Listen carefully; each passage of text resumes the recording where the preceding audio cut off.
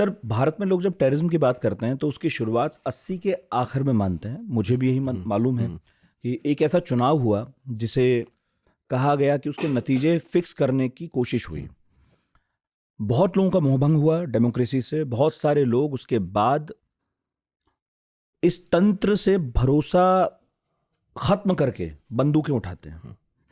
और जो JKLF देखते हैं हम, और जिसके बाद अपहरणों का भी सिलसिला है, डकैतियों का भी है, और कश्मीरी पंडितों का कत्लेआम है, वो फिर शुरू होता है। पर आप जो हैं ये बात उस तरह से नहीं मानते। आप कह रहे हैं कि 1979 बहुत अहम साल है कश्मीर में आतंकवाद के लिहाज से। तो ये जो नई बात है, ये जो नया एंगल है, यहां तक आप कैसे पहुंचे? एक बड़ा इंटरेस्टिंग सवाल किया है आपने। जनरली हमारे यहाँ पर लोग यही मानते हैं कि 1989 से इन सब चीज़ों की शुरुआत हुई, लेकिन ऐसा नहीं है। देखिए, यहाँ दो पैरेलल स्ट्रैंड्स में हमें चीज़ें देखनी पड़ेगी। एक तो पाकिस्तान की मंशा। पाकिस्तान को तो 1947-48 की हार तो मैं नहीं कहूँगा एग्जैक्टली उससे, यहाँ पर हम लोग उसे हार ही मानते हैं। बट देखिए, क्योंकि पाकिस्तान कश्मीर के जो पॉपुलर लीडर थे शेख मोहम्मद अब्दुल्ला और महाराजा हरी सिंह, दोनों ने बाय चॉइस ये डिसाइड किया था कि हमें इंडिया के साथ जाना है। उसके बाद पाकिस्तान ने उसको जबरन हथियाने की कोशिश की। एक छोटा सा इलाका कश्मीर का हमसे ले भी लिया इधर से ना, लेकिन हमारी फ़ौजों ने उनको खदेड़ दिया इधर से। उसके बाद जब वो मंसूबे पूरे नहीं हुए तो पाकिस्तान को ये समझ में आ गया था कि अब जो है, जब इंडिया एक बहुत बड़ा कंट्री है और इतना बड़ा मुल्क, इतनी बड़ी इकोनॉमी, उससे आप सीधी लड़ाई लड़ना थोड़ा मुश्किल होगा। ये सबसे पहले ये आइडिया रॉबर्ट कॉथोम करके पाकिस्तान के सीनियर ऑफिसर थे, वो ब्रिटिश ओरिजिन के थे, बट ISI के फाउंडर मानते हैं हमको।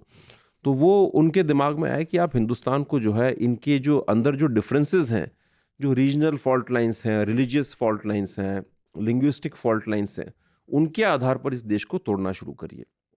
तो ये कहीं ना कहीं उनके एक सबकॉन्शियस माइंड में बात तो तभी स्थापित हो चुकी थी। उसके बाद अगर आप देखें तो 49-50 के बाद से ये हथियारों का आना जाना तो कश्मीर के अंदर इस तरह से हो गया था। एक नेशनल कॉन्फ्रेंस जिसको आज हम कहते हैं, उसके भी कुछ एक लीडर्स थे, कई सारे, मैंने जिक्र भी किया है उनका अपनी किताब में। वो एक अलग ही रास्ते पर चल रहे थे और पाकिस्तान के साथ रेगुलर डायलॉग्स में थे। इनफैक्ट शेख मोहम्मद अब्दुल्ला भी जो है, उनका भी उनके साथ एक संवाद चल रहा था उनका, ठीक है। उनका CIA के साथ भी एक संवाद चल रहा था उनका। CIA से कुछ लोग भी आए थे जिनको उन्होंने होस्ट भी किया था। 65 का जो जंग था उसके अंदर भी पाकिस्तान को उम्मीद थी कि कश्मीर के हमारी फौजें जाएंगी और कश्मीर के अंदर ही एक लोग इंटरनल एक सैबोटाज कर देंगे और वहाँ से इंसर्जेंसी शुरू हो जाएगी, तो हम लोग जीत जाएंगे। तो माइंडसेट तो कहीं था ही है। फिर कुछ छोटे मोटे टेररिस्ट ऑर्गेनाइजेशन लेट 60s में और 70s में भी बनने शुरू हो गए थे। क्या मैंने कुछ जिक्र किया है उनका भी, है ना। आई थिंक एक ग्रुप था, again I am bad with names, but वो लेट 60s में काफ़ी एक्टिव था और वो आई थिंक 72-73 तक आकर के उसको काफ़ी न्यूट्रलाइज कर दिया गया था। फिर आप देखें तो एक किस्सा हाशिम कुरैशी का आपने नाम सुना होगा, जो बेसिकली बाद में जो है जम्मू कश्मीर लिबरेशन फ्रंट के साथ जुड़ा। ये मकबूल भट्ट और ये जो लोग थे सारे के सारे, अमानुल्लाह खान, और इनके साथ में ऑपरेशन गंगा का जो हाईजैक है वो इसने किया था। तो ये चीज़ें तो चल रही थी। अब 1979 क्यों इंपॉर्टेंट होता है? क्योंकि 1979 एक ऐसा साल है जिसने मतलब ओवरऑल लार्जर लेवल के ऊपर इस जिहाद को जियोपॉलिटिकली बड़ा इंपॉर्टेंट बना दिया। उसमें 3 घटनाएं हुई 1979 के अंदर। एक तो ईरान के अंदर जो इस्लामिक क्रांति जो हुई, ठीक है। अब वो हालांकि थी शिया क्रांति, लेकिन उसने एक मॉडल प्रेजेंट कर दिया कि अगर सारे के सारे रेडिकल अगर लोग मिल जाएं तो आप किसी भी किस्म की सेक्युलर सरकार को उखाड़ करके फेंक सकते हैं और आप एक इस्लामिक निज़ाम कायम कर सकते हैं। तो वो मॉडल सुन्नीस के लिए भी एक मॉडल स्थापित हो गया कि ये किया जा सकता है। देखिए, तो उससे कई जगह पर इस तरह की जो ताकतें थी, अतिवादी जो ग्रुप थे, संगठन थे, जो सेंटिमेंट्स थे, उनको एक बल मिला। इसके अतिरिक्त आप देखेंगे 1979 के अंदर जो मक्का की जो मस्जिद है उसको सीज किया गया था, ठीक है। और उसमें शामिल थे पुराने इखवानी लोग। तो सऊदी अरब का जब इनका जो एस्टैब्लिशमेंट हुआ 1932 के अंदर, तो बेसिकली अल सौद डायनेस्टी के साथ इखवान बैंड्स जो थे, ये बड़े हार्डकोर कट्टर वहाबी किस्म के लोग थे और बड़े अपने रिलीजियस फैनेटिसिज्म और कट्टरवाद और पैशन के लिए जाने जाते थे। तो ये घूमते थे, जो इनके फाउंडर थे अल सौद के साथ में, और वहाँ पर इनके जो बैंड्स है, इखवानी बैंड्स, इन्होंने बड़ा अत्याचार, जुल्म, जॉर्डन वगैरह उस पूरे एरिया के अंदर, हिजाज जो पूरा जो है वहाँ पर किया। और एक तरह से जो है ना, उस मूवमेंट को, उस रूल को एस्टैब्लिश करने के अंदर इनका बड़ा एक रोल था। से फिर जो है प्रथम विश्व युद्ध के बाद जब ऑटोमन एम्पायर डिक्लाइन हो गया और ये सऊदी एम्पायर उसको इनको सपोर्ट किया वहाबी सऊदीज को, और अंग्रेज़ों की सपोर्ट से जो है वेस्ट के सपोर्ट से ये स्थापित हो गए। उसके बाद इनको इखवानियों को थोड़ा सा नज़रअंदाज कर दिया गया कि अब एक बार आप सत्ता में आ जाते हैं फिर आपकी उतनी ज़रूरत नहीं। और धीरे धीरे सऊदी रजीम थोड़ा सा अपने आप को वेस्टर्नाइज कर रही थी, मतलब टीवी पर जो है महिलाएं भी अपना प्रेजेंटेशन कर रही हैं, हिजाब विजाब के रूल्स में रिलैक्सेशन। तो ये इखवानी वापस इनके अंदर वो कट्टरवाद का जो है वो भूत वापस जागा और इन्होंने जो है उसको मक्का मस्जिद पर कब्जा कर लिया।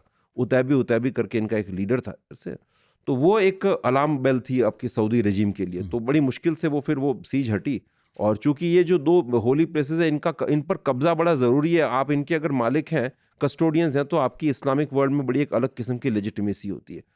तो फिर सऊदी रजीम ने इनके साथ एक करार किया कि आप बाहर जितना भी आपका वहाबिज़म इस्लाम फैलाना है फैलाइए, हम आपको ढेरों पैसा देंगे। पैसे की कोई कमी थी नहीं, पेट्रो डॉलर से काफ़ी पैसा आ रहा था, लेकिन यहाँ हमें कोई सरदर्द नहीं चाहिए। आप यहाँ पर जो है अपना इस्लाम फैलाएं, कुछ भी करें, हम सारे रिलीजियस रूल्स को भी मानेंगे करेंगे, लेकिन पब्लिक को जो है हमारे खिलाफ भड़काने की ज़रूरत नहीं है, वो हमें चाहिए। और हर तानाशाह जो है ना जनता से बड़ा डरा हुआ रहता है, उसे ये रहता है कि भाई मुझे उसे हटा देंगे। तो ये एग्रीमेंट इनका चलता रहा। तो उससे फिर ये हुआ कि अक्रॉस द वर्ल्ड ये सारे वहाबी फैलने लगे, अपना असर से आगे बढ़ने लगे। और तीसरी घटना 79 के अंदर रूसियों का अफगानिस्तान में आना। अब रूसी जब अफगानिस्तान में आया तो अमेरिकन का इंटरेस्ट बढ़ा। उन्होंने मुजाहिदीन खड़े किए, बिना पाकिस्तान की मदद के आप कर नहीं सकते थे। तो अब यहाँ पर दोनों चीज़ें कन्वर्ज हुई। देखिए, उधर से जो उन्होंने कहा कि आप बाहर जितना इस्लामिक जो है कॉज को सपोर्ट करने के लिए हम आपको पैसा देंगे, तो वो भी पैसा आने लगा पाकिस्तान के पास। अमेरिकन का जियोपॉलिटिकल इंटरेस्ट था, तो CIA का पैसा, उनका इंटरेस्ट, पाकिस्तान ने ये सब खड़े करने शुरू किए। ये सारे मुजाहिदीन पहले तो अपना अफगानिस्तान में लड़े और बड़े भयंकर ट्रेंड थे, ज़बरदस्त। मतलब इनफैक्ट कराची का जो मदरसा बिनौरिया है, वहाँ के मौलाना फजलुर रहमान खलील फर्स्ट ऑर्गेनाइजेशन बनाया, हरकतुल जिहादुल इस्लामी, देवबंदी टेररिस्ट आउटफिट था। और पाकिस्तान में बाय 1979 देवबंदी जो थे वो भयंकर एक तरीके से सिस्टम के अंदर उनका एक कहता ना एक कंट्रोल स्थापित हो चुका था, और वो इस्लामिज्म के कॉज के लिए फोरफ्रंट पर आ चुके थे। तो ये लोग इतने हाईली ट्रेंड लोग थे, उसमें बड़े वेटरन्स थे ISI के पुराने, कर्नल इमाम और ये सारे के सारे बड़े फेमस नाम है, ये बड़े ज़बरदस्त थे, कर्नल रैंक के। लेकिन मतलब अगर आप साउथ एशिया के अंदर आप कभी जिहाद की तारीख लिखेंगे तो उसमें इनका नाम जो है ना बिल्कुल एक तरह से स्वर्णिम अक्षरों में लिखा जाएगा। ठीक है, तो फिर ये जब करने लगे वहाँ पर, तो वहाँ पर ये लड़े, इनको ट्रेनिंग, टैंक्स हैंडल करने की भी ट्रेनिंग थी, पीका गन्स हैंडल करते थे। तो उससे बिल्कुल बैटल हार्डन्ड भी हो गए, आइडियोलॉजिकली भी इंडोक्ट्रिनेट हो गए। अब जब 88 में रूसी चले गए, अमेरिकन का इंटरेस्ट बचा नहीं, तो अब इसका क्या किया जाए।